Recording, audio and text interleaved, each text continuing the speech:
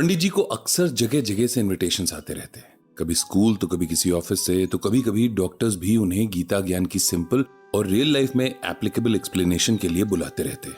वहां जाकर अलग अलग लोगों से बात करना, उनके एक्सपीरियंसेस सुनना पंडित जी को अच्छा भी लगता।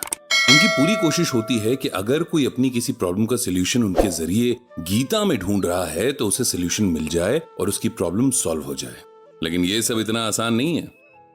श्रीमद् भागवत गीता एक ओशन की तरह है। इसकी गहराई का अंदाजा आप इसमें बिना उतरे नहीं लगा सकते, और इसमें उतरने यानी इसे बहुत अच्छे से समझने के लिए टाइम और पेशेंस दोनों चाहिए। बहुत से लोग गीता में इंटरेस्ट तो रखते हैं, लेकिन उनके पास टाइम और पेशेंस दोनों नहीं होते हैं। ऐसे में वो सिर्फ गीता का संस्कृत से हिंदी ट्रांसलेशन समझकर रह जाते हैं। उसमें बताई बातों की रियल मीनिंग तो कभी जान ही नहीं पाते। पंडित जी के पास कुछ दिन पहले एक ऐसा ही मेल आया था, जिसमें एक यंग लड़का उनसे रिक्वेस्ट कर रहा था कि वो एक वीक की छुट्टी लेकर आएगा और पंडित जी से पूरी गीता समझ लेगा। पंडित जी इस मेल को पढ़कर इतनी जोर से हंसे कि किचन में काम कर रही सरला जी भी उनके पास आ गई। लेकिन कुछ मेल दुखी भी कर देते हैं। पंडित जी अपने फैमिली डॉक्टर जोशी के दोस्त और कैंसर स्पेशलिस्ट डॉक्टर मलिक के क्लिनिक में गए थे, उनके पेशेंट्स को गीता ज्ञान देने के लिए। फिर कुछ संडेज तक ये सिलसिला चलता रहा। उन्हीं पेशेंट्स में से किसी ने एक और कैंसर पेशेंट को पंडित जी का रेफरेंस दिया था, और अब उस पेशेंट का मेल आया था। नाम था वरुण, उम्र बस 27 साल और blood cancer, last stage. Doctors ने उम्मीद देना भी बंद कर दिया था। अब बस एक इंतजार था कि कब जिंदगी अपना नाता तोड़ती है।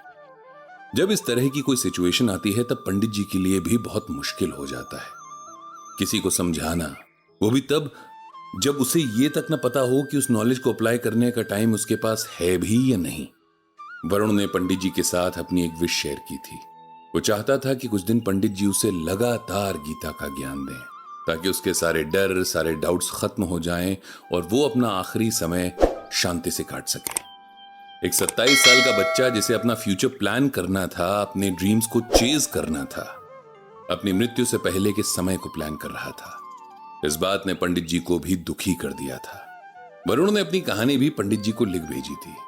वरुण के फादर का एक बहुत बड़ा बिजनेस था। उसकी मदर भी फैशन डिजाइनर थी और उनका भी खूब अच्छा नाम था। अपने पेरेंट्स की वो इकलौती औलाद था। उसके पेरेंट्स के पास बहुत पैसा तो था, लेकिन अपने इकलौते बेटे के लिए टाइम नहीं था। उसके फादर अक्सर बिजनेस के सिलसिले में फॉरेन टूर्स पर रहते, और जितने टाइम इंडिया में होते उतने टाइम ऑफिस और मीटिंग्स में बिजी होते। उसकी मां का शेड्यूल भी बहुत बिजी रहता था। वरुण अपने दादा दादी और आया के भरोसे पल रहा था। इस सब में एक बात बहुत अच्छी थी कि उसके दादा दादी बहुत अच्छे थे, बहुत प्यार से वरुण का ख्याल रखते, उसकी हर जरूरत का ध्यान रखते, और उनकी कोशिश होती कि वरुण को कभी ये न लगे कि उसके पेरेंट्स के पास उसके लिए टाइम नहीं है। वरुण के ग्रैंड पेरेंट्स पूजा पाठ में भी बहुत इंटरेस्ट रखते थे। वरुण की केयर के अलावा बस यही काम था जिसके सहारे वे दोनों अपना वक्त काट रहे थे। जब भी घर में पूजा होती, वरुण अपने दादा दादी के साथ जरूर उसमें बैठता। इसके अलावा सुबह शाम की पूजा तो वो कभी मिस करता ही नहीं था। उसका बचपन से ही स्पिरिचुअलिटी की तरफ इंटरेस्ट था, जो एज के साथ बढ़ता ही जा रहा था। इधर उसके पेरेंट्स का काम तो बहुत अच्छा चल रहा था, लेकिन उनकी पर्सनल लाइफ ठीक नहीं चल रही थी। दोनों में आए दिन झगड़े होते, जिन्हें देख वरुण सहम जाता। उसके दादा दादी उसके पेरेंट्स को बहुत समझाते कि उनकी लड़ाइयों से वरुण के मन पर बहुत बुरा असर पड़ेगा, लेकिन उन पर कोई असर नहीं होता था। पेरेंट्स भूल जाते हैं कि उनके बच्चे सिर्फ खाना और खिलौना ही नहीं मांगते, उनकी अटेंशन, उनका प्यार भी मांगते हैं। उनसे ही सब कुछ सीखते भी हैं। कई बार पेरेंट्स जो सिखाते हैं उससे भी ज्यादा जो नहीं सिखाते, वो उनके बिहेवियर से बच्चे सीख जाते हैं। वरुण भी ये सब सीख जाता अगर उसके दादा दादी उसकी ढाल बनकर ना खड़े हो जाते। कुछ टाइम के बाद वरुण के पेरेंट्स का तलाक हो गया। अब वरुण की कस्टडी पर बात आई। उसके फादर को उसकी जिम्मेदारी उठाने में कोई खास दिलचस्पी नहीं थी, और उसकी मां उसकी जिम्मेदारी तो लेना चाहती थी, लेकिन उसे किसी की मदद चाहिए थी जो पूरा दिन वरुण की देखभाल कर सके। वरुण के दादा दादी ने उसकी मां की बहुत मिन्नतें की कि जब तक वो दोनों या उनमें से एक भी जिंदा रहा, वरुण को उन्हें पालने दे, फिर चाहे तो उसे अपने पास रख ले। वरुण की मां जानती थी कि दादा दादी के पास वरुण सेफ भी है और उनको उसकी टेंशन भी नहीं रहेगी। इसीलिए उसने अपने इन-लॉज की बात मान ली। इस तरह वरुण दादा दादी के पास ही रह गया। कुछ वक्त बाद उसकी दादी की डेथ हो गई। वरुण उनसे बहुत ज्यादा अटैच था, इसीलिए इस बात का उसे गहरा सदमा लगा। लेकिन उसके दादाजी ने उसे समझा बुझाकर प्यार से इस दुख से बाहर निकाल दिया। वरुण के दादाजी रोज गीता पाठ करते थे।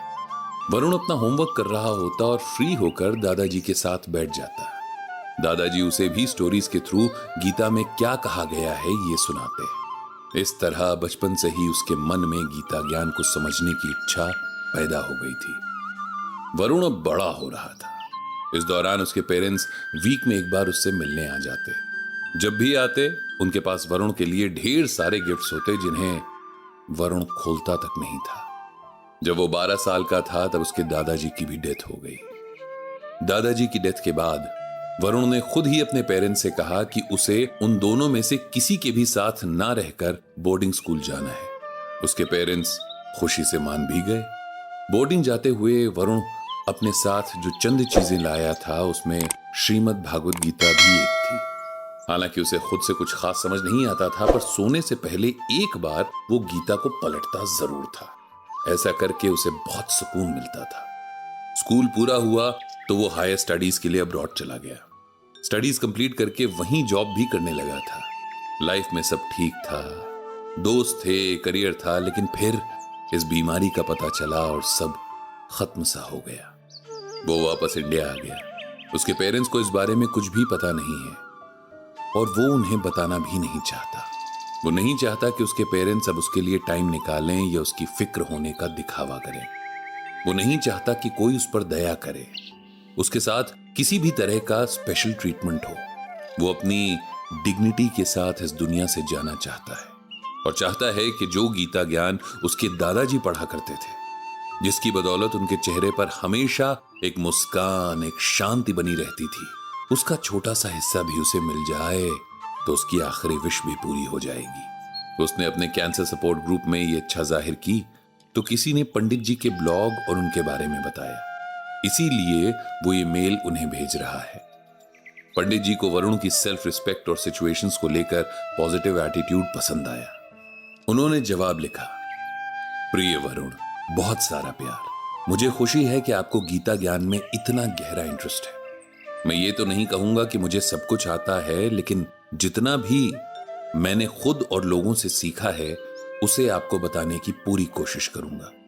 समय किसके पास कितना है ये तो सिर्फ भगवान श्री कृष्ण ही बता सकते हैं, इसीलिए उसकी चिंता मत करना। तुम जब चाहो मेरे घर आ सकते हो और हमारे साथ रह सकते हो। हम मिलकर गीता को पढ़ेंगे और एक दूसरे से समझेंगे भी। अंत में गीता का ये श्लोक लिख रहा हूं, इसे पढ़ना और समझना। जातस्य हि ध्रुवो मृत्युर्ध्रुवम जन्म मृतस्य च तस्मात् परिहार्यते न त्वं शोचितुम अर्हसि। इसका सिंपल वर्ड्स में मतलब यह है कि जिसने जन्म लिया है उसका मरना तय है और मौत के बाद दोबारा जन्म भी होना फिक्स है। इसीलिए जो तुम्हारा है वो करते रहो। मौत का दुख मत मनाओ। इस दुनिया में जो जिंदा है उसे मरना है। इस सच के अलावा कुछ भी सच नहीं है। इसीलिए मौत की टेंशन को खुद पर हावी मत होने दो। जितने दिन जिंदगी है उसको सही कामों में लगाओ, तभी शांति मिलेगी। इतना लिखकर पंडित जी ने मेल भेज दिया और भगवान श्री कृष्ण से वरुण को शक्ति और समझ देने की प्रार्थना की।